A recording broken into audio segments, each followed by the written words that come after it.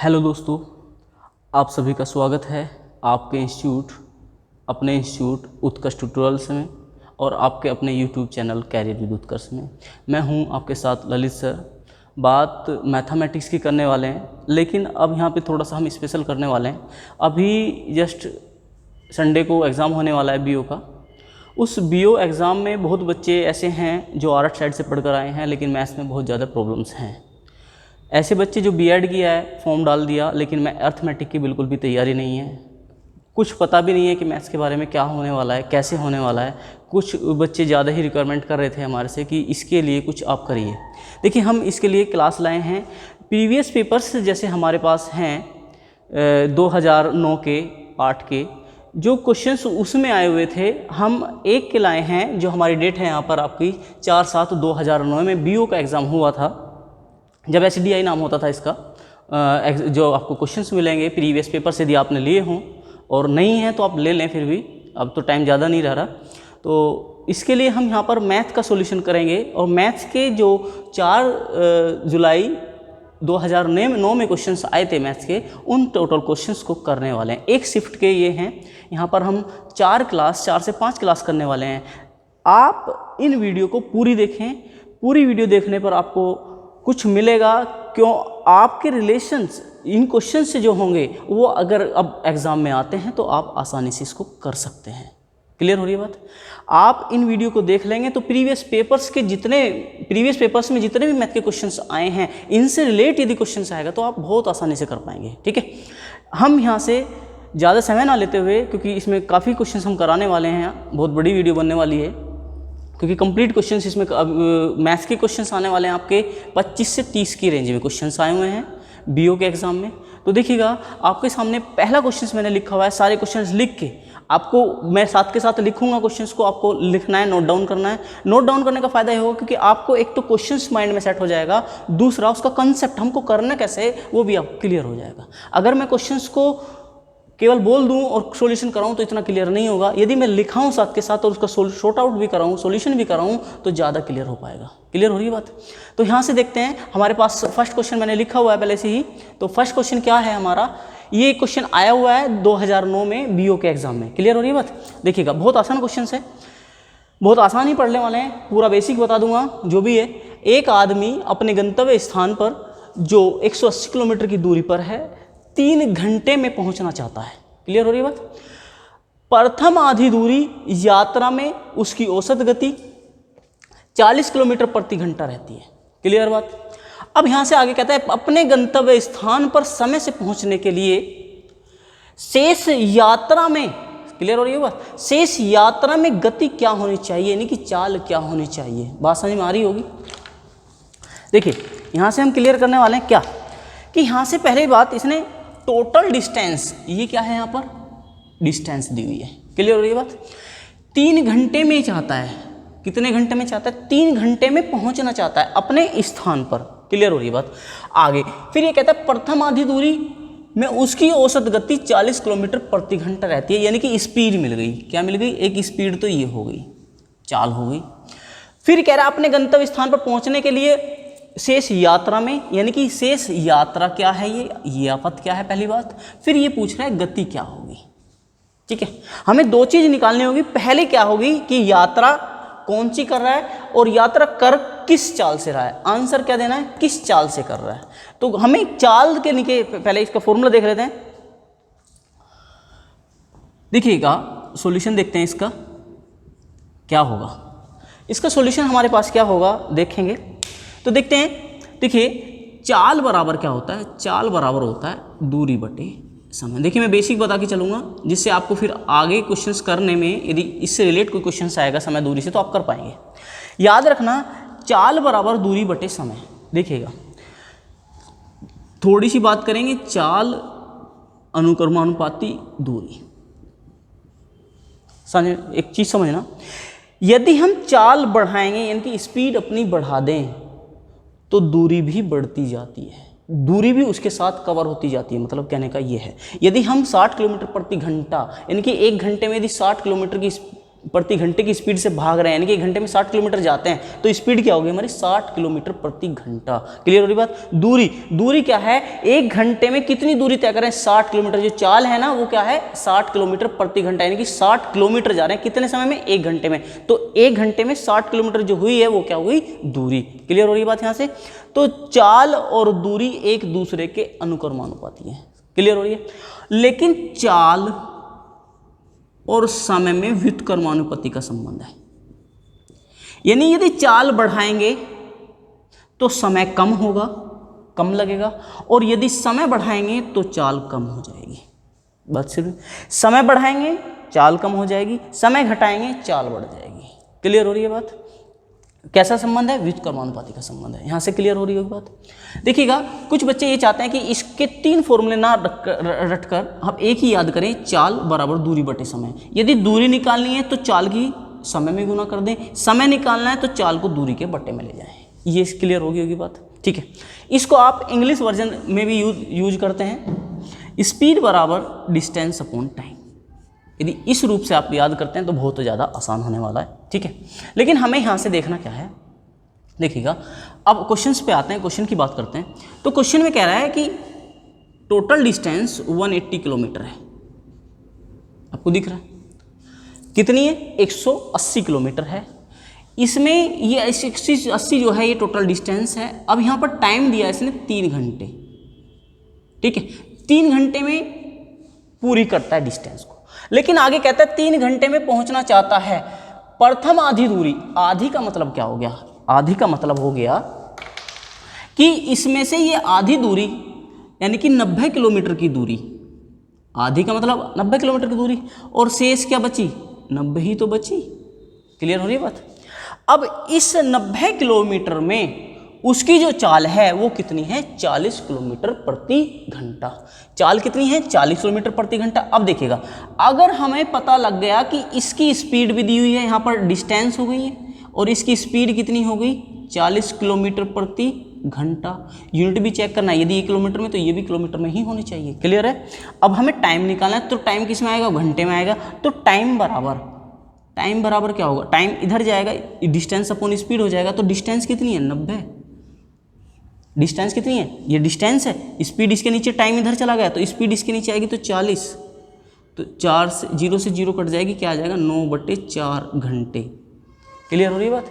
अब ये कहना चाहता है कि ये क्या 90 किलोमीटर की जो दूरी है इसको तय करने में कितना समय।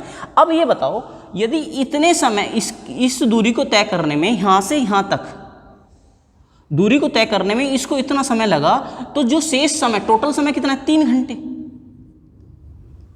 और जो समय लग चुका वो इतना। तो इसमें से यदि इस समय को घटा दो तो शेष दूरी में लगा समय ही तो आ जाएगा। अब इसमें आएगा 3 चौक 12, 12 में से 9 घटाएंगे बटे 4 लिखेंगे, और h घंटे। अब ये h हो गया। अब यहाँ से देखें तो ये कितना बचेगा, 3/4 घंटे। कितना बचेगा, 3/4 घंटे। तो ये क्या आ गया, टाइम आ गया। इसे मान लो T1, इसको मान लो आप T2। क्लियर हो रही है बात। यदि आपके पास T1 आ गया 3/4 घंटे, आपको डिस्टेंस दी हुई है तो आपको क्या निकालना है, स्पीड निकालना है। तो स्पीड बराबर होता है डिस्टेंस अपॉन, डिस्टेंस कितनी होगी, 90 किलोमीटर। टाइम कितना लगेगा, 3/4 घंटे। तो 3/4 घंटे यानी कि घंटे में, ये किलोमीटर में, बात सही है। तो 3 से इसको डिवाइड करेंगे, और 4 की मल्टीपल कहाँ हो जाएगी, 4 की मल्टीपल ऊपर हो जाएगी। तो 4 तिया 12, 120 किलोमीटर प्रति घंटा। कितनी आ गई, 120 किलोमीटर प्रति घंटा आ गई। यदि क्वेश्चन समझ में नहीं आया आपको तो दोबारा इस वीडियो को रिपीट करके देख लें। अब इसका और एक छोटा सा फंडा मैं बता देता हूँ क्या करना है। देखिए आपको कुछ नहीं करना, आप ये देखिए यदि पहली आधी दूरी 90 किलोमीटर की है, पहली दूरी कितनी है, 90 किलोमीटर की। अब 90 किलोमीटर में स्पीड से भाग दे दिया जाए तो क्या बचेगा, टाइम। शेष कितनी बची, 90 किलोमीटर की। इसके स्पीड क्या है हमें नहीं पता, मैंने S1 मान ली। स्पीड, यदि स्पीड डिस्टेंस को स्पीड से भाग कर दे तो क्या मिलता है, टाइम मिलता है। स्पीड, डिस्टेंस को स्पीड से भाग कर दो, टाइम मिलता है। और यहाँ भी क्या मिलता है, इस डिस्टेंस को स्पीड से भाग के टाइम। तो ये क्या होगा, टोटल लगा समय किसमें, 90 180 किलोमीटर दूरी को तय करने में लगा समय कितना है, 3 घंटे तो बराबर क्या आ जाएगा 3 घंटे। क्लियर है? इसका आप आंसर निकाल लेंगे, S1 की आप वैल्यू यहाँ से सोल्यूशन कर सकते हैं। क्लियर है? इसमें से घटाएंगे तो क्या बचेगा 3/4 और 3/4 की मल्टीपल करेंगे तो वही आ जाएगा आपका स्पीड S1 बराबर आ जाएगा 120 किलोमीटर प्रति घंटा और ऑप्शन नंबर हो जाएगा सी। क्लियर है सभी को? ठीक है, इसके आगे नेक्स्ट क्वेश्चन पर चलते हैं। क्वेश्चन नंबर 2 जो एग्जाम में सेकंड क्वेश्चन आया हुआ मैथ्स का वो क्या है, लिख लेते हैं उसको एक बार। क्या है क्वेश्चंस? एक आयताकार, देखिए इंपॉर्टेंट क्वेश्चंस है। क्वेश्चन नंबर 2 क्या, एक आयताकार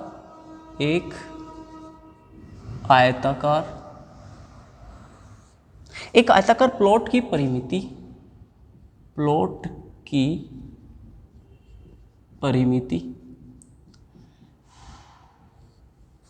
कितनी है? 240 मीटर है। 240 मीटर है। यदि 240 मीटर है, फिर ये कहता है यदि इसकी लंबाई में 10%, इसकी लंबाई में 10% की कमी कर दी जाए,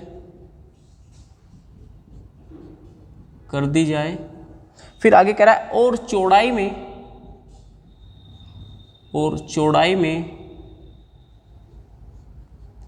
20% की वृद्धि, 20% की वृद्धि कर दी जाए।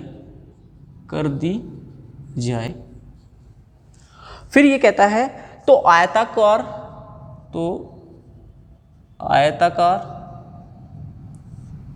आयताकार प्लॉट की परिमिति वही रहती है। तो आयताकार प्लॉट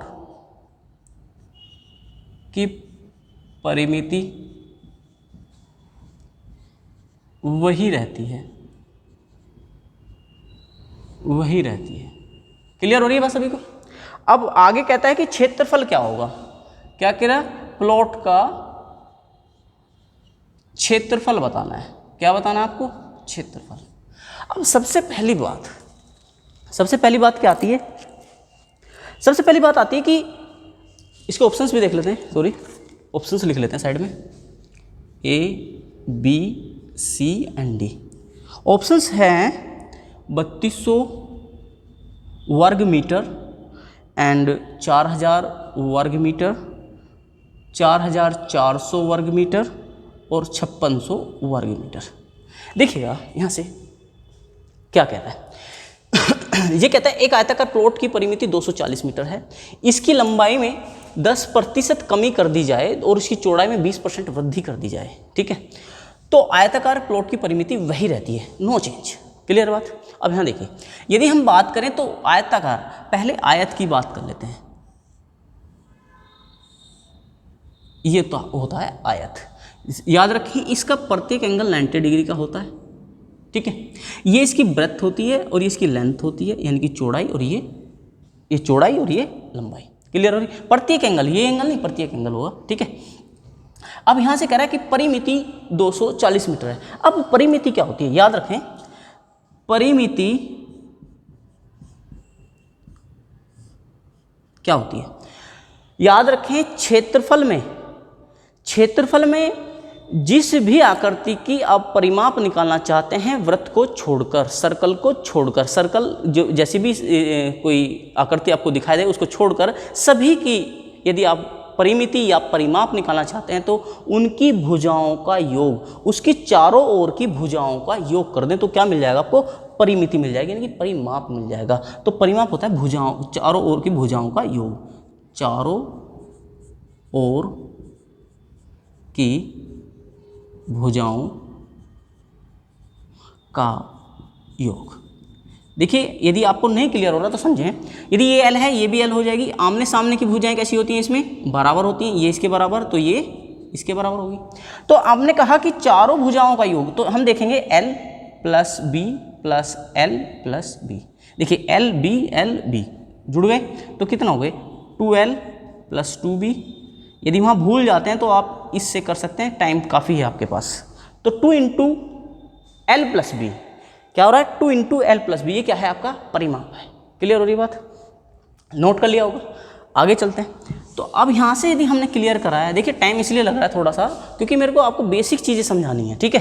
तो यहाँ से देखते हैं, तो परिमिति पहले दी हुई है 240, तो एल प्लस बी बराबर 240 हो जाएगा। क्लियर हो रही है। इससे मैं डिवाइड कर दूँ तो 120 रहेगा ना, तो एल प्लस बी कितना हो जाएगा, एल प्लस बी हो जाएगा 120। क्लियर बात। अब यहाँ से देखें इक्वेशन फर्स्ट इसको छोड़ दें आप, सेकंड इक्वेशन की बात करेंगे। सेकंड बात क्या कही है, इसने कहा यदि लंबाई में 10% कमी, यानी कि लंबाई यदि हम बात करें तो पहले लंबाई एल थी, 90% रह जाएगी। यदि कोई चीज़ 100% है, भाई ये मार्कर है, ये अपने आप में 100% है, अब इसमें 10% की कमी की कर दी जाए तो 100% तो हर चीज़ होती है, और 10% कमी कर दीजिए तो 100 में से 10 घटा देंगे, कितना बचेगा 90%, और परसेंट हटेगा तो नीचे क्या आ जाएगा 100। क्लियर हो रही है बात। ऐसे ही बी में करेंगे, और बी में क्या हुआ, वृद्धि 20% की, तो 120/100 हो जाएगा, और बराबर क्या हो जाएगा 240। क्यों हो जाएगा 240 बराबर, क्योंकि ये कह रहा है कि ये करने पर भी आयत की परिमिति वही रहती है। क्या रहती है, वही रहती है, कोई परिवर्तन नहीं आता। तो हम ये देखते हैं, तो यहाँ से इसको डिवाइड करेंगे तो फिर क्या होगा 120 होगा। 100 एलसीएम लेंगे वो उधर चला जाएगा, देखिएगा अभी हो जाएगा 90 एल प्लस के 120 बी और बराबर के 12,000। क्लियर हो रही है बात। एक जीरो यहाँ से कॉमन ले लें तो ये जीरो कट जाएंगी ना, 10 कॉमन लेंगे 10 से कट जाएगा। अब 9L प्लस के 12B बराबर के 1200। क्लियर हो रही है बात, समझ में आ रही है।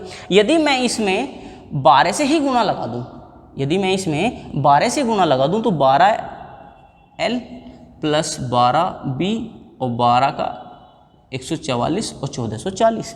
अब इसको इसमें से घटा दूं दूसरी इक्वेशंस को, तो यदि मैं इसमें से घटाऊंगा तो यहाँ पे होगा 9L प्लस के 12B और बराबर के 1200। क्लियर सर सभी को। अब इसको हम क्या करें, घटा दें, जब भी तो वैल्यू कटेंगी।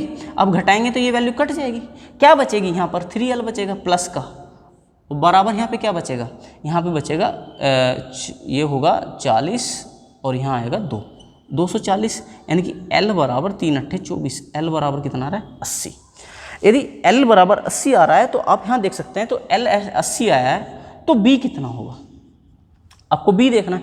तो L की वैल्यू कहाँ रख दें आप, यहाँ पर L इधर घटाएंगे, 80 इसमें जाएगा तो B बराबर हो जाएगा 40, क्योंकि दोनों का योग ही कितना है 120 है। क्लियर है। हमें क्या बताना है, क्षेत्रफल। तो याद रखना आयत का क्षेत्रफल बराबर L × B। अब L × B होगा तो क्या होगा 80 × 40 होगा। क्लियर हो रही है बात सभी को। अब यहाँ देखिए 80 × 40 होगा तो 8 × 32 और ये हो गया 00, कितना हो गया 3200 हो गया। कितना हो गया 3200, तो ये हो गया वर्ग मीटर, 3200 वर्ग मीटर। क्वेश्चन हो जाएगा, ऑप्शन नंबर हो जाएगा ए। यहाँ तक समझ में आया होगा सभी को। क्लियर है। देखिए बड़ा इजी है, बहुत आसान है, लेकिन आप करेंगे तब आसान होगा, अन्यथा नहीं होगा। आपको इसकी 1-2 बार रिवीजन में प्रैक्टिस लेनी होगी। जैसे ही आपने किया उसके बाद शाम को सुबह में दोबारा से एक बार क्वेश्चंस को देख लें तो माइंड सेट हो जाएगा, क्वेश्चन सीधे आएगा तो आप कर पाएंगे। क्लियर हो रही है बात। ठीक है, आगे चलते हैं, नेक्स्ट क्वेश्चन की ओर चलते हैं। यदि समझ में नहीं आया तो दोबारा वीडियो को रोकें और रिपीट करें दोबारा से, तो आपको क्लियर हो जाएगा। क्लियर। देखिए नेक्स्ट क्वेश्चन की बात करते हैं। नेक्स्ट क्वेश्चन है, ये क्वेश्चन बहुत आता है एग्जाम में, 3rd नंबर क्वेश्चन दिया हुआ है। एक 79 मीटर ऊंचे खंबे पर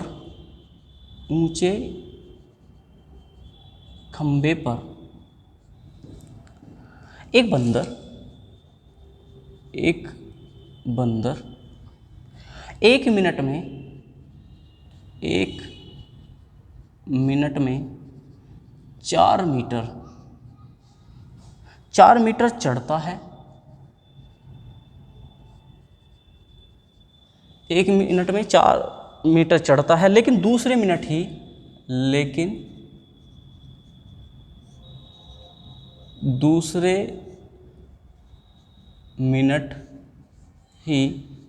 1 मीटर फिसल जाता है। 1 मीटर क्या खिसक जाता है,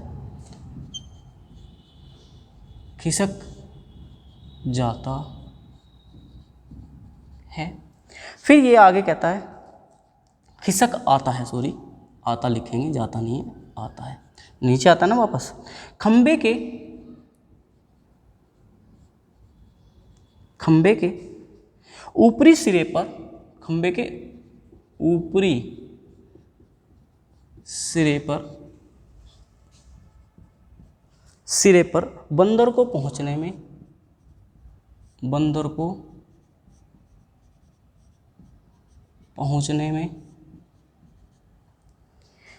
लगने वाला समय होगा,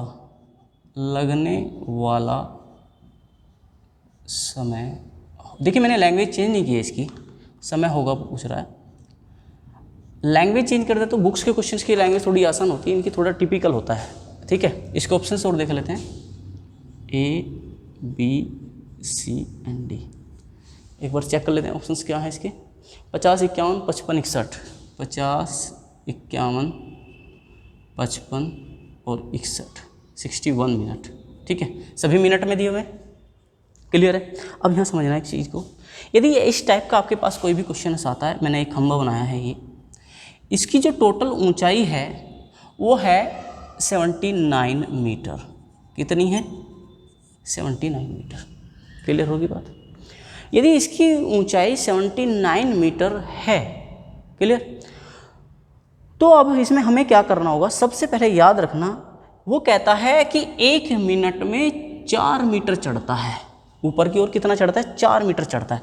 यानी कि लास्ट में जब एक 4 मीटर का गैप होगा तो उसको वह 1 मिनट में कवर कर जाएगा। याद रखना, किसी भी क्वेश्चन में लगाएं तो लास्ट में जो भी शुरू में स्टेप उसने लिया, उस स्टेप को लास्ट में घटा दिया जाएगा एक बार। यही मेथड इस क्वेश्चन को कराएगा, अन्यथा रुक जाएगा क्वेश्चन, ठीक है। 4 मीटर 1 मिनट में लास्ट जो स्टेप मारेगा वो 4 मीटर सीधा जाएगा, कम नहीं जाएगा, क्लियर। आपको सॉल्यूशन अगर बुक्स में देखोगे, अलग से देखोगे तो उसमें आप कंफ्यूज हो जाओगे, ठीक है। समझना, 1 मिनट 4 मीटर में चढ़ जाएगा। तो अब ये क्या, अब हम ये कहें कि 1 मिनट में यदि यह 4 मीटर चढ़ जाता है और 1 मिनट में ही, नेक्स्ट मिनट में, अगले मिनट में ये 1 मीटर क्या हो जाता है? नीचे आ जाता है। ये तो कर रहा है। अब यदि ये कर रहा है यहाँ पर ऐसी कंडीशन को, तो इसमें टोटल लगा समय कितना है? 2 मिनट। यदि 2 मिनट है, लेकिन अब ये देखिए ये तो ऊपर जा रहा था, 4 मीटर गया, लेकिन 1 मीटर खिसक गया। भाई 4 मीटर गया और 1 मिनट फिर नीचे आ गया, तो इसने चढ़ाई कितनी की? टोटल करा था 4, 1 घट गया तो कितना बचा? 3। यानी कि इसने 2 मिनट में 3 कार्य किया, यानी कि 3 मीटर चढ़ता है। कितने मिनट में? 2 मिनट में। इसे चढ़ाना कितना है? आप एक सीधा करिए कि आपको 79 के पास जाना है, तो आप समझ जाएंगे खुद ही। जब 79 के पास जाना है तो 25 थी 75 और 26 थी करेंगे तो कितना हो जाएगा? 78। लेकिन हमने बताया था कि 4 मीटर घटा देना, तो इसके पहले 4 मीटर घटा दिए, कितना बचेगा? 75 बचना।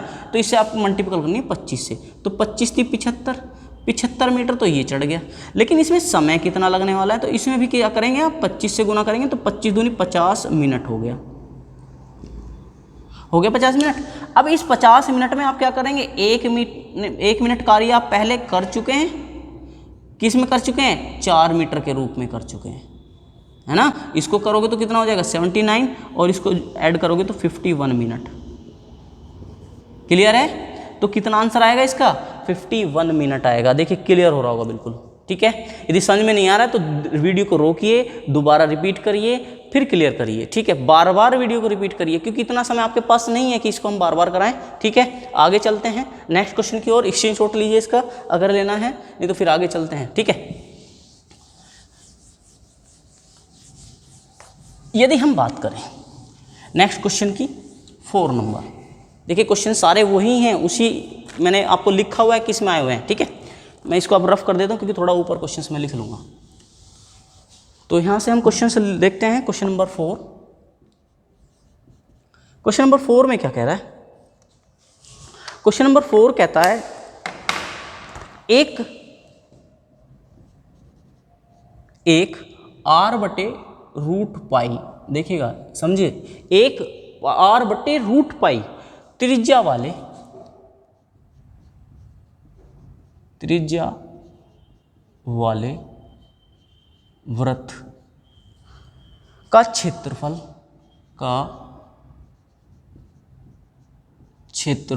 या एरिया x है। कितना है? कैपिटल x है, तथा एक वर्ग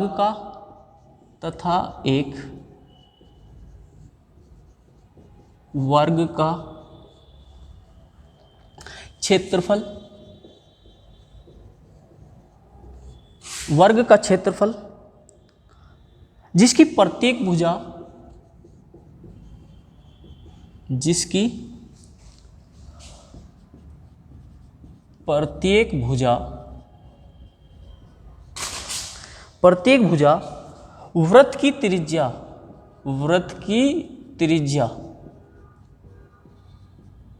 वृत्त की त्रिज्या के बराबर है। वृत्त की त्रिज्या के बराबर है, त्रिज्या के बराबर है y है। तब कंडीशन क्या लगाई है? देखिए कंडीशन लगाई है इन्होंने, पहले मैं ऑप्शन से लिख देता हूं। x बराबर है y के, बी ऑप्शन दिया हुआ है x बड़ा है y के, और सी ऑप्शन दिया है x कैपिटल X लिखेंगे, छोटा है y से, और डी ऑप्शन दिया हुआ है x बराबर है y/2 के। ठीक है, इन्होंने हमारी ये कंडीशन लगाई है। अब इस कंडीशन में सॉल्यूशन कैसे करना है, सॉर्ट आउट कैसे क्वेश्चन को करना है, समझें धीरे से। ये कहता है कि एक πr/π त्रिज्या वाले वृत्त का क्षेत्रफल x है। अब ये मेरी बात समझना, यदि हम वृत्त के क्षेत्रफल की बात करें, सबसे पहले आपको वृत्त का क्षेत्रफल पता होना चाहिए। वृत्त का क्षेत्रफल क्या होता है? πr² होता है। परिधि क्या होती है? परिधि 2πr होती है। ठीक है, दोनों चीज वृत्त की ही लिखी है मैंने। अब यहां से क्लियर हो गया होगा, यदि लिख लिया तो मैं इसको रफ कर देता हूं साथ के साथ। ठीक है, अब यहां से देखिएगा, यदि इसका क्षेत्रफल x है, क्षेत्रफल क्या है? x। अब क्षेत्रफल होता क्या है? ये तो क्षेत्रफल, या एक बार मैं इसका क्षेत्रफल लिख देता हूं जिससे आपको ज़्यादा क्लियर हो पाए। क्षेत्रफल बराबर πr²। क्लियर है बात? अब यदि ये दिया हुआ है x और ये दिया है पाई, और गुना r की वैल्यू क्या दी है? r²/π का स्क्वायर करेंगे तो √π है, तो क्या बचेगी? पाई बचेगा। क्लियर हो रही है बात? पाई से पाई कट जाएगा, क्या बचेगा? x की वैल्यू आ गई r²। क्लियर? सभी को क्लियर हो रहा है? अब ये कह रहा है वर्ग का क्षेत्रफल जिसकी प्रत्येक भुजा वृत्त की त्रिज्या के बराबर है। वर्ग की प्रत्येक भुजा त्रिज्या के बराबर है। अब ये देखिएगा, भुजा, यदि वर्ग की भुजा बात करें, वर्ग की भुजा क्या होती है? आप मानते हैं a, ऐसे तो भुजा भी बोल सकते हैं, a भी मान सकते हैं। यदि वर्ग की भुजा a है, क्लियर, तो वर्ग का क्षेत्रफल क्या होता है? इसका क्षेत्रफल क्या होता है? तो क्षेत्रफल बराबर होता है a²। बात समझ में आ रही होगी? अब ये कह रहा है कि यहाँ पर जो इसकी प्रत्येक भुजा है वह वृत्त की त्रिज्या है, यानी कि ये भुजा है, ये क्या है? ये r/π है, यही तो दे रहा है। अब यदि हम बात करें इसकी, तो आप ये बताइए, इसका त्रिज्या बराबर है तो क्षेत्रफल क्या होगा? तो यदि इसका क्षेत्रफल इसने कहा y है क्षेत्रफल, तब y बराबर इसका स्क्वायर करेंगे तो r² होगा या नहीं होगा? r² होगा। अब ये संबंध पूछ रहा है कि x में और y में क्या संबंध है।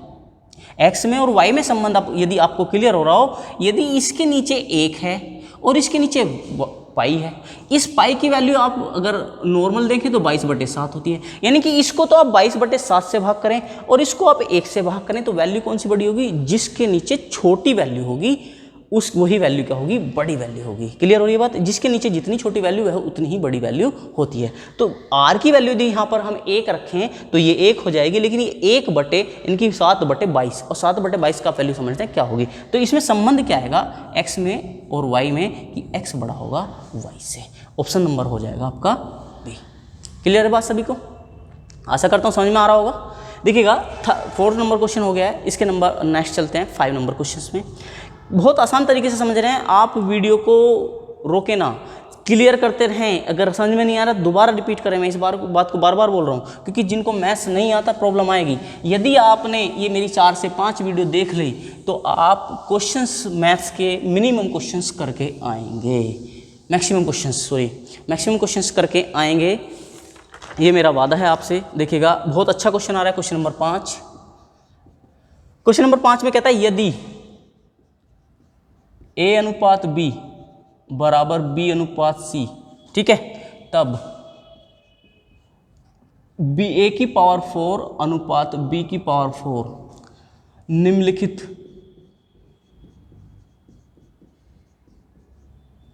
निम्नलिखित के बराबर होगा। किसके बराबर होगा? मैं ऑप्शन से लिख देता हूं आपको यहां पर। ए ऑप्शन है B² अनुपात AC, बी ऑप्शन है AC रेशो B² और सी ऑप्शन है C² A², और डी ऑप्शन है आपका A² रेशो C²। क्लियर? देखिएगा यदि हम यहाँ बात करते हैं क्वेश्चंस की तो ये कह रहा है A अनुपात B बराबर B अनुपात C। याद रखें इसको, यदि अनुपात में कोई वैल्यू दी हुई है, यानी कि हमें दिया हुआ है 1 अनुपात 2, तो इसको लिख सकते हैं आप 1/2, ये वैल्यू हो सकती है। क्लियर? लेकिन आपको क्या करना है, आपको ये समझना है आपको कैसे करना है ये। देखिएगा यदि हम यहाँ पे ये देखें तो A/B और बराबर B/C, ये तो कर सकते हो ना। अब यदि ये कर सकते हो तो आप ये काम करिए ना कि यहाँ पर इसकी वैल्यू कर दीजिए AC बराबर B²। भाई ये तो कर सकते हैं, हमें वैल्यू किसकी बतानी है, इसकी वैल्यू बतानी कि ये किसके बराबर होगा। यदि आप इसको ऐसे लिखें कि A की पावर 4 बटे B की पावर 4 बराबर A की पावर 2, क्लियर, गुना A की पावर 2 बटे B की पावर 4। B की पावर 4 है, यदि हम इसको B की पावर 4 कह रहे हैं तो हम यदि इसकी वैल्यू कर लें B² की पावर 2। क्लियर हो रही है बात? यानी कि B की वैल्यू B² की वैल्यू AC रख लेते हैं तो हमें क्या मिलता है यहाँ पर देखिएगा कि A² इंटू A² और अपॉन में। अब यहाँ से यदि वैल्यू B² की AC रखूँगा तो A² हो जाएगा और इंटू C² होगा या नहीं होगा? होगा। तो यहाँ से A² से A² कट जाएगा, बचेगा क्या A²/C²। यानी कि ये देखिएगा इसका जो रेशो है अब क्या बन गया A²/C², यानी A² रेशो C²। क्लियर सभी को? समझ में आया या नहीं आया? A² रेशो C², समझ में आई बात? देखिए बड़े आसान से क्वेश्चंस हैं, इनको छोड़िए मत, बहुत आसान है ये, केवल आपको रखना है, वैल्यू को पुट करना है, वैल्यू को पुट करेंगे आंसर मिल जाएगा। क्लियर? देखिएगा आगे नेक्स्ट क्वेश्चन में 6 नंबर में 6 नंबर क्वेश्चन क्या कह रहा है? 6 नंबर कह रहा है एक आदमी, देखिए बहुत अच्छा क्वेश्चन है। 6 नंबर की बात करते हैं। 6 नंबर में कहता है एक आदमी वर्गाकार मैदान, एक आदमी वर्गाकार मैदान को विकर्णित, यानी कि विकर्ण को पूरा करता है, विकर्ण मतलब है विकर्ण को पूरा करता है 4 किलोमीटर प्रति घंटे की स्पीड से, ठीक है, की गति से 3 मिनट में पार कर लेता है, की गति से 3 मिनट में पार कर लेता है,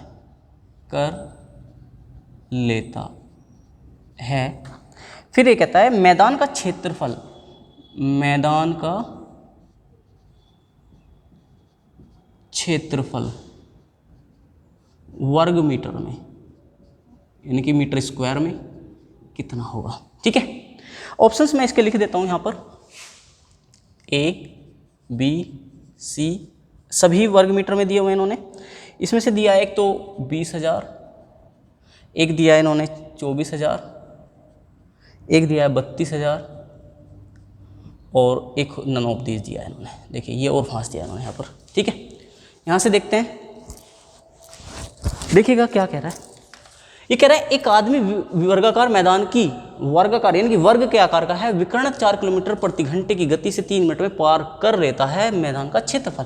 देखिएगा ये देखिए वर्ग है, ठीक है, तो इसका विकर्ण कहाँ होगा, जो शीर्ष एक दूसरे को मिलाते हैं, एक दूसरे के विपरीत शीर्ष, जब एक जो रेखा एक दूसरे को मिलाती है, विपरीत शीर्षों को मिलाने वाली रेखा ही विकर्ण कहलाती है। क्लियर। और वर्ग की प्रत्येक भुजा ए है, ठीक है, तो इसमें यहाँ पे पाइथागोरस पर में लग जाती है, ये 90 डिग्री लग जाता है। क्लियर कर लेना, यहाँ पे मैं बताऊंगा नहीं। ये यहाँ पे विकर्ण है, डायगोनल बोल रहे हैं आप इसको इंग्लिश में, डी से रिप्रेजेंट कर सकते हैं। तो डी से यदि आप करेंगे तो डी बराबर होता है a√2, ये होता है। लेकिन हमें इसकी आवश्यकता नहीं है, हम यहाँ पे निकालना चाहते हैं कि क्षेत्रफल कैसे निकालेंगे, एरिया। तो एरिया यदि आप निकालेंगे तो विकर्ण का वर्ग बटे 2, ये डायरेक्ट फॉर्मूला होता है। किसको निकालने का, नोट कर लेना इसको कॉपी में कि विकर्ण का वर्ग बटे 2 यदि हम लगा दें तो क्या डायरेक्ट क्या निकल जाता है, हमारा क्षेत्रफल निकल कर आता है। बात समझ में आ रही है यहाँ तक। देखिएगा यदि हम यहाँ से आगे की बात करते हैं तो ये कहता है कि क्षेत्रफल ज्ञात कीजिए, लेकिन कब ज्ञात कीजिए, जब 4 किलोमीटर प्रति घंटे की गति से 3 मिनट में, यानी कि इसकी लंबाई हमें निकालनी है। तो हमें क्या करना होगा, देखिएगा 3 मिनट में चली गई दूरी ज्ञात करनी होगी, किस स्पीड से, इस स्पीड से। तो यदि मैं ये कहूँ इस क्वेश्चन के संदर्भ में किलोमीटर प्रति घंटे की स्पीड से, यदि मैं ये कहूँ आपसे कि 1 आवर बराबर 4 किलोमीटर, यानी कि 4 किलोमीटर प्रति घंटा या 1 घंटे में चली गई दूरी कितनी है, 4 किलोमीटर, बात एक ही है।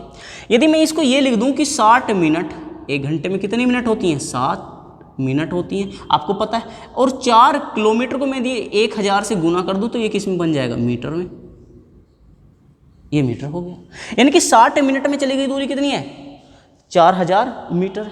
अब इसने कहा 3 मिनट में पार करता है, किसको, इस विकर्ण को, यहाँ से लेकर यहाँ तक जो दूरी जाता है, तो वो दूरी जो होती है 3 मिनट में चली गई। यहाँ तो 60 मिनट में, हमें 3 के चाहिए तो 20 से भाग कर दूँ, मैं इसको भी 20 से भाग कर देता हूँ और इसको भी 20 से भाग कर देता हूँ। तो 20 या 60 यानी कि 3 मिनट में चली गई दूरी कितनी होगी, 20 दूनी 40, 200 मीटर हो गई।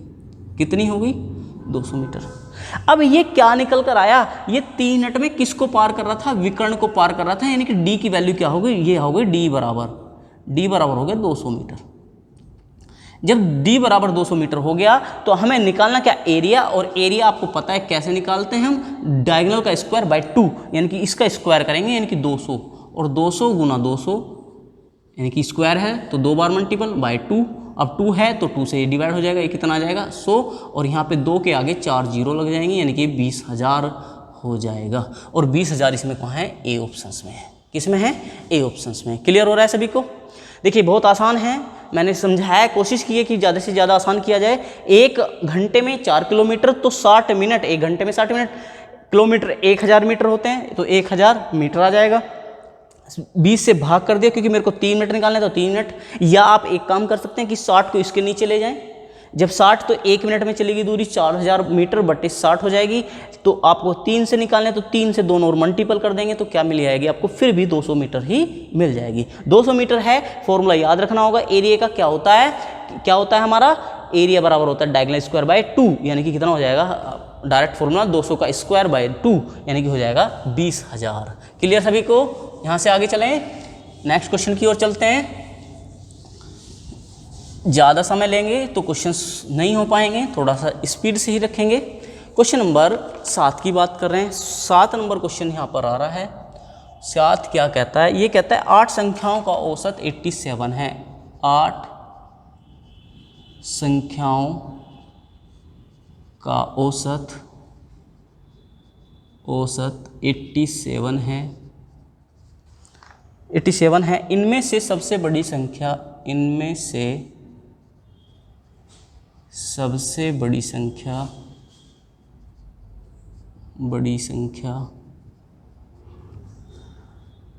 अपने से छोटी संख्या से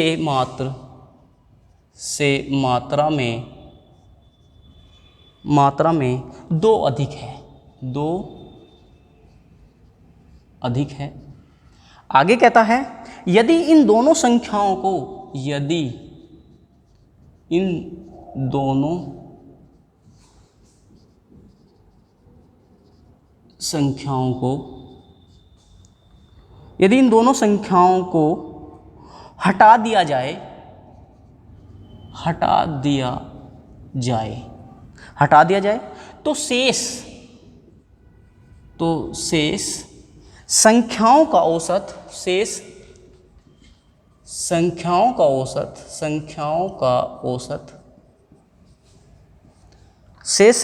औसत 85 हो जाता है, 85 हो जाता है। 85 हो जाता है। सबसे बड़ी संख्या क्या है? सबसे बड़ी संख्या क्या है? ठीक है, ऑप्शन से लिख देते हैं फिर भी, है ना। ऑप्शंस तो आपको मिलने वाले हैं। तो इसमें है 88, 94, 88, 94 एंड 96, 98। ये क्वेश्चंस के ऑप्शंस हैं आपके। अब देखिएगा इस क्वेश्चन को कैसे सॉल्यूशन हमको करना है। देखिए, अगर हम इसकी बात करें क्वेश्चंस की, तो ये कहता है कि 8 संख्याओं का औसत। जब औसत की बात आई तो सबसे पहले तो हमें औसत ही पता होना चाहिए। तो यहाँ समझे औसत क्या होता है। तो औसत बराबर, देखिए मैं लिख देता हूँ, औसत बराबर होता है कुल पदों का योग, कुल पदों का योग, कुल पदों का योग बटे कुल पदों की संख्या। भैया 3 क्वेश्चन आए हैं सेट में, 3 पदों की संख्या, तो औसत को सही से करके जाएं। ठीक है, कुल पदों का योग बटे कुल पदों की संख्या। बात क्लियर हो रही है? ठीक है, तो आगे चलते हैं। तो इसके बाद यदि हम आगे चलें तो 8 संख्याओं का योग औसत कितना है? 87 है। तो आप एक बात बताइए, यदि 8 संख्याओं का औसत 87 है, औसत 87 है, और पद कितने हैं? 8 हैं। यदि यहाँ 87 है और इस 8 को मैं इसके साथ ले आऊं तो बराबर क्या बचेगा? कुल पदों का योग हो गया। कितने पदों का हुआ है? 8 पदों का। 8 पदों का योग है ये। यदि ये 8 पदों का योग है तो हम इसको लिख सकते हैं 87 इंटू 8। भाई ये लिख लेंगे। यदि ये लिख सकते हैं तो आप ये बताइए, इसने कहा सबसे बड़ी संख्या अपने से छोटी संख्या से मात्र 2 अधिक है, यानी कि सबसे बड़ी जो संख्या है उससे जो छोटी संख्या है उससे वह केवल 2 बड़ी है। यानी कि हम कह सकते हैं यदि सबसे बड़ी संख्या x + 2 है तो उससे छोटी संख्या क्या होगी? x। क्लियर हो रही है बात? अब यहां से आगे भी चलते हैं। अब ये 2 संख्या हो गई, ये कितनी संख्याओं का योग हो गया? 8 संख्याओं का। यानी कि इसको मैं जोड़ दूं तो ये कितनी संख्या का? 2 संख्याओं का योग हो गया। अभी कितनी संख्याओं का योग बचा है? 6 संख्याओं का। यदि मैं 6 संख्याओं का योग और ले आऊं तो हमें क्या मिल जाएगा? टोटल योग मिल जाएगा। अगर 6 संख्याएं यहां देखें तो 2 यहां तक हो चुका है क्वेश्चन। यहां से आगे चलते हैं। इन दोनों संख्याओं को हटा दिया जाए, यानी कि हटा देने का मतलब क्या है कि इसमें से हटा दिया जाए। इन दोनों संख्याओं को यदि मैं इधर ना लिखकर इसमें से घटा दूं, और घटाने पर जो बचता है वो शेष संख्याओं का, ये देखिएगा शेष संख्याओं का क्या बचता है? औसत बचता है 85। और शेष संख्याएं बची कितनी है? 6। भाई 2 का यूज कर चुके हैं, 6 बची हैं। तो यदि 6 में 85 से गुना कर दूं, औसत गुना संख्या करा तो क्या हो गया? योग। यानी कि 6 ही संख्याओं का क्या हो गया? हमारा योग हो गया। अब जब 6 संख्याओं का योग ये है, 8 संख्याओं का योग ये है, 2 संख्याएं ये हैं, तो 2 में 6 जुड़ेंगे 8 और ये भी 8, तो टोटल कितनी होगी? 8। बात समझ में आई होगी ना? तो यहाँ से देखते हैं। तो यहाँ पे क्या होगा? 2x प्लस के 2 प्लस 6 पंजे 30 और 6 अट्ठे 48 और 3 51, 510 बराबर 8 सत्ते 56, 5 होंगे 8 अट्ठू 64, 64 और 5 69, 400 696 सॉरी। तो 2x बराबर 696, इसको ऐड करेंगे तो माइनस के 512 हो जाएंगे, क्योंकि इसमें ऐड होगा 512, इधर घट जाएगा जाकर। तो 2x बराबर यहाँ कितना बचेगा? 4, 96 है ना, तो 9 में से 1 जाएगा 8 बचेगा, और यहाँ पर 184 2 से डिवाइड कर दे, 2 × 18 2 दूनी 4। x बराबर कितना होगा? 92। लेकिन पूछ क्या रहा है? सबसे बड़ी संख्या। लेकिन बड़ी संख्या क्या मानी थी? x + 2, तो 92 + 2 बराबर कितनी हो जाएगी? 94। दोबारा रिपीट कर रहा हूँ, देखिएगा 2x बराबर इतना आया था, x बराबर 92 हो जाएगा, 2 से डिवाइड कर देंगे तो हमें क्या चाहिए? एक ये रही संख्या, एक ये संख्या, ये 2 अधिक है, ये वाली संख्या इससे 2 अधिक है, तो 2 बड़ी है, तो x में कितना जोड़ दें? 2, 2 जोड़ने पर कितना हो जाएगा? 94, और ऑप्शन नंबर हो जाएगा बी। आंसर क्या होगा? बी ऑप्शन होगा। क्लियर हो रही है बात? स्क्रीनशॉट लें फटाफट इसका, उसके बाद आगे चलते हैं, नेक्स्ट क्वेश्चन की ओर चलेंगे। नेक्स्ट क्वेश्चन में फिर समझेंगे क्या कह रहा है। और आपका चक्रवृद्धि ब्याज से क्वेश्चन आ रहा है, मैं इसको रफ कर देता हूँ। 8 नंबर क्वेश्चन जो आ रहा है चक्रवृद्धि ब्याज से आने वाला है। चक्रवृद्धि ब्याज क्या है? सबसे पहले चक्रवृद्धि ब्याज का क्वेश्चन लिख लेते हैं हम यहाँ पर। चक्रवृद्धि ब्याज का क्वेश्चन क्या होगा देखिएगा, ये कह रहा है 8 नंबर क्वेश्चन की बात चल रही है यहाँ पर। ये कह रहा है कोई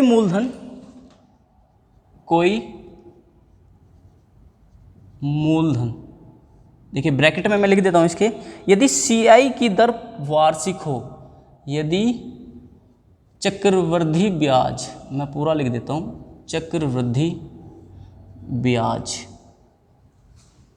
की दर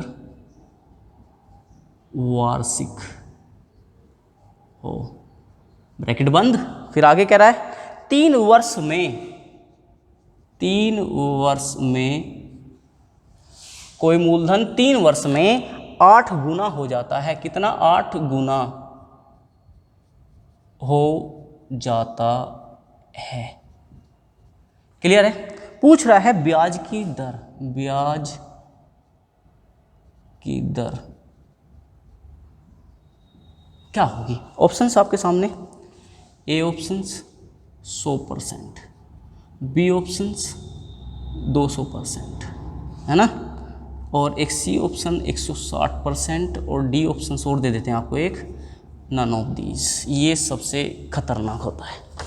ठीक है, देखिएगा इसने कहा है क्या कि कोई मूलधन है, चक्रवृद्धि ब्याज की बात चल रही है, इसने खोला नहीं है, वैसे तो पता नहीं लग रहा, लेकिन इसने लिख दिया चक्रवृद्धि ब्याज वार्षिक है, 3 वर्ष में 8 गुना हो जाता है। ब्याज की दर क्या होगी? ब्याज की दर यदि हमें ज्ञात करनी है तो हम क्या कर सकते हैं, समझें। यहाँ पर सबसे पहले हमें फॉर्मूला पता होना चाहिए कि A बराबर P इंटू 1+R अपॉन 100 की पावर T। क्लियर सभी को? समझ में आ रहा है? ये होता है चक्रवृद्धि मिश्र धन का फॉर्मूला। चक्रवृद्धि ब्याज का फॉर्मूला, चक्रवृद्धि मिश्र धन का फॉर्मूला होता है ये। यहाँ मिश्र धन है, ये प्रिंसिपल है, ये रेट और ये टाइम। क्लियर?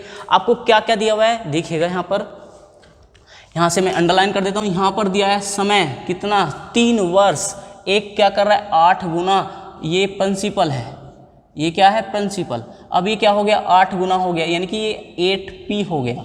क्या हो गया 8P। ये 8P ही क्या है, यही अमाउंट है। क्या है ये? अमाउंट है। इसी से क्लियर हो रहा है हमें, बाकी नहीं। हमें बतानी है ब्याज की दर क्या होगी। तो देखिएगा यदि मैं यहाँ 8P लिखता हूँ बराबर, यहाँ से देखिएगा P है, P आएगा 1+100 R अपॉन 100 की पावर क्या आएगा T कितना 3। क्लियर है ना? अब यहाँ देखिएगा P से P डिवाइड हो जाएगा। अब ये क्यूब रूट आएगा, क्यूब रूट किसका 8 का, क्यूब रूट 8 का आएगा 1+R अपॉन 100। क्लियर? अब देखिएगा इसका क्यूब रूट निकालेंगे 2 आएगा बराबर 1+R अपॉन 100। जब एक इसमें से घटाएंगे तो क्या बचेगा, एक बचेगा, तो 1 आएगा और इस 1 की मल्टीपल क्या हो जाएगी 100 में हो जाएगी। या ऐसा देखें 2 - 1 इंटू 100% बराबर R, तो कितना हो जाएगा 100%। कितना हो जाएगा 100% बराबर दर प्रतिशत। क्लियर हुई बात या नहीं? क्लियर हो रहा है? यहाँ से बहुत आसान है, लेकिन आपको पढ़ना पड़ेगा, आपको दिन रात मेहनत करनी पड़ेगी। 4 से 5 दिन बचे हुए हैं एग्जाम के, है ना, 4 ही दिन पढ़ पाओगे, सैटरडे तो मुश्किल हो पाएगा। ठीक है, तो इसके देखें, आगे चलते हैं, रफ कर देता हूँ इसको। ठीक है, देखिएगा, पढ़िए, इनको रिपीट करिए, बार बार देखिए वीडियो को, रोक रोक कर समझिए क्या मैंने किया है, कैसे लिखा है। ठीक है, इसके बाद आगे ए ऑप्शन होगा इसका, और इसमें 9 नंबर क्वेश्चन की बात करते हैं। किसी संख्या का आधा, देखिएगा 9 नंबर क्वेश्चन, ये कहता है किसी संख्या का आधा,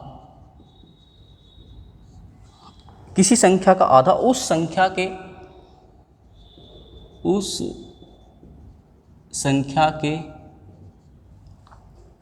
1/5 से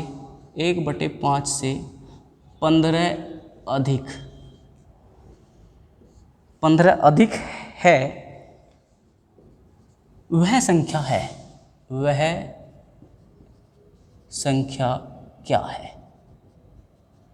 क्या है या है, इन्होंने तो है लिखा हुआ है क्योंकि इन्होंने ऑप्शंस दिए हुए हैं, इसका मतलब इन्होंने लिखा है, ठीक है। तो यहाँ पे हम बात करते हैं डी की, और ये ऑप्शंस मैं आपको लिख देता हूँ 20, 30, 40, 50, 20, 30, 40, 50, ये तो है, हाँ यही दिए हुए हैं। देखिएगा, देखिए हम यहाँ पर संख्या नहीं दी हुई है, किसी संख्या की बात की है, हम यहाँ पे कोई भी संख्या मान सकते हैं, हम पी ही मान लेते हैं, अभी पी से हमने क्वेश्चन किया था, हम पी फिर मान लेते हैं, पी है। अब वो कह रहा है इस संख्या के आधा, यानी कि पी क्या आधा, हमने आधा कर दिया, उस संख्या के 1/5 से, अब संख्या क्या है, पी है, अब 1/5 करेंगे तो क्या आएगा, 1/5 कर दिया, 1/5, 1/5 से ये क्या है, ज़्यादा है, यानी इन दोनों का अंतर ही क्या है, 15 है। जहाँ अधिक आए, वृद्धि आए, अंतर आए, सब में क्या आएगा, माइनस का चिन्ह आएगा, दोनों के बीच का अंतर ही वो कहेगा, ठीक है। ये अंतर भी कह सकते हैं दोनों के मध्य का, अधिक भी कह सकते हैं और ज़्यादा भी कह सकते हैं, क्लियर।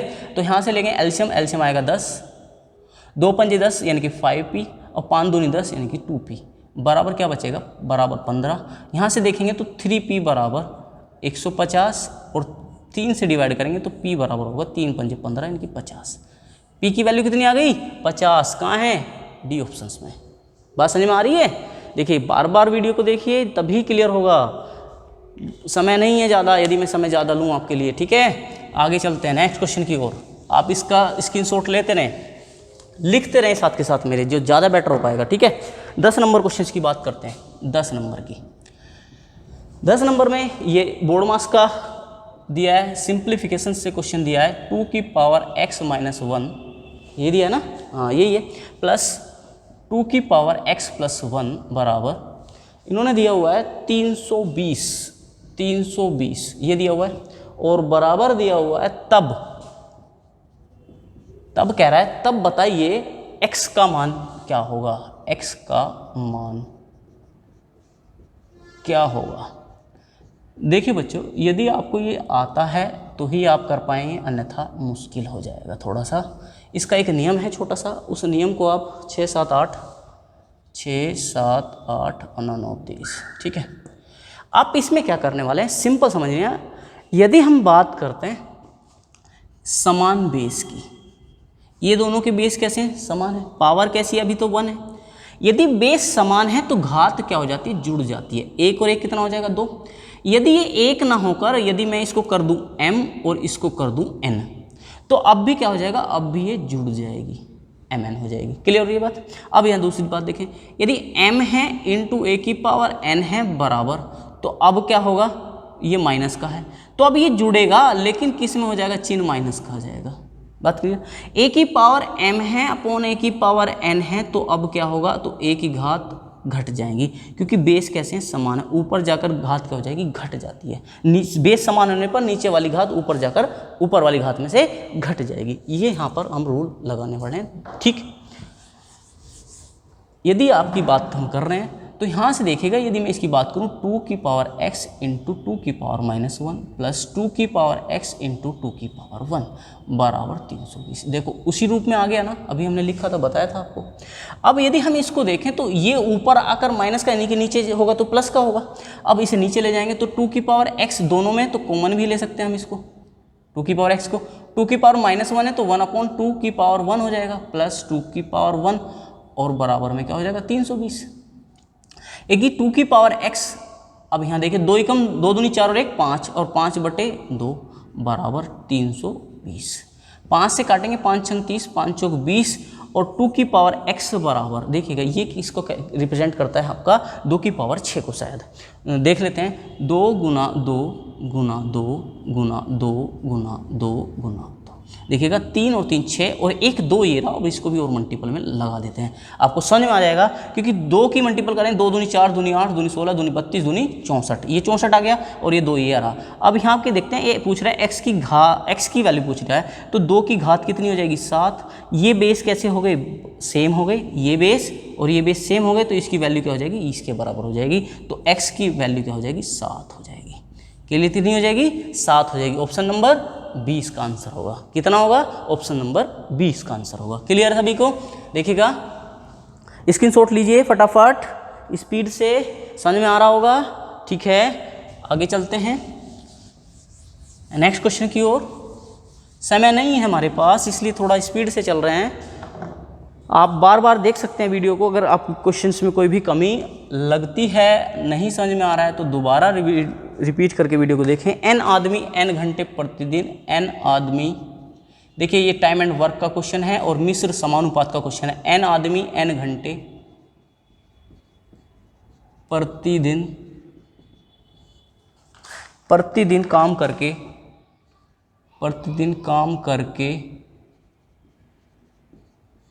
n दिन में किसी काम की n इकाई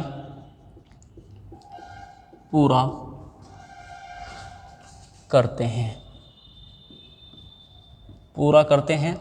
फिर आगे कहता है m आदमियों द्वारा,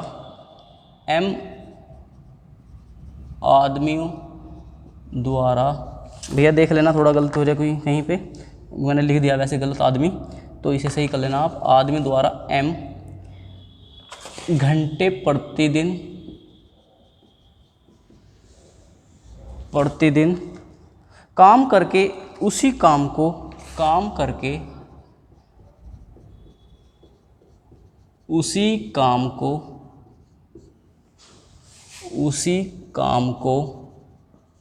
ठीक है, उसी काम की m इकाई पूरे किए जाने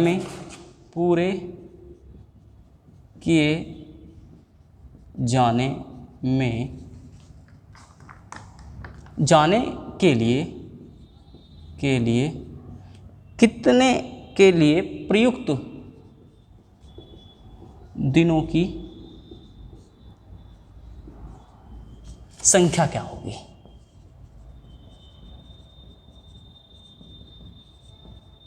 ठीक है, ऑप्शंस ले लेते हैं बी सी डी। ऑप्शंस में कह रहा है m स्क्वायर बाय n और n स्क्वायर बाय m और m की पावर 3 बाय n स्क्वायर। ठीक है,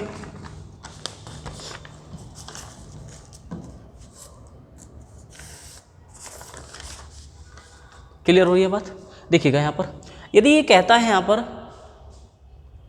कि इतने आदमी या इतनी औरतें इतने दिन में इतने घंटे कार्य करके इतना कार्य कर देती हैं, फिर उसी कार्य को, ये याद रखना, उसी काम को या इसी कार्य को, ये देखो यहाँ पर, उसी काम को इतने आदमी या इतनी औरतें इतने घंटे कार्य करके इतने दिन में या इतने दिन में कितने दिन में करेंगी, इतने कार्य को। ठीक है, तो यहाँ पर समझना है आपको, MDH मसाला आपने पढ़ा होगा, M D और H, ये याद रखना, अपॉन जो भी कार्य किया जाता है MDH मसाले द्वारा वो आ जाता है नीचे।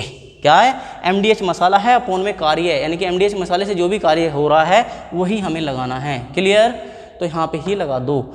M क्या है, D क्या है और H क्या है और W क्या है। ये है व्यक्ति या मशीन, जो भी दिया हुआ है, दिन, घंटे, मिनट, सेकंड, जो भी दिए, कार्य। क्लियर, तो यहाँ से आगे देखेंगे।